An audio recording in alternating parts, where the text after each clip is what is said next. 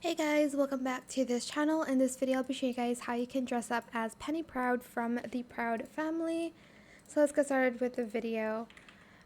Super simple things that I use. I use this hair in all black. And then I put on the v-neck, the turtleneck from VIP, and then the cardigan too in this pink color. Then I used the skirt from VIP as well. Skirt only in this color, 691134.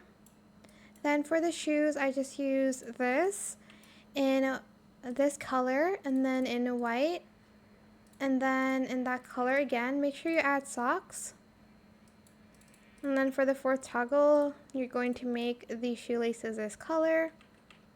And that is how you can create Penny Proud on Dress to Impress. I hope this tutorial was helpful for you guys. Don't forget to like, comment, share, and also subscribe to this channel if you haven't done that already. If you have any more questions about this video, just leave it in the comment section down below. I will try my best to answer them all for you guys. And if you found this video helpful, please click the thanks button as well. That is it. Thank you so much for watching. Bye.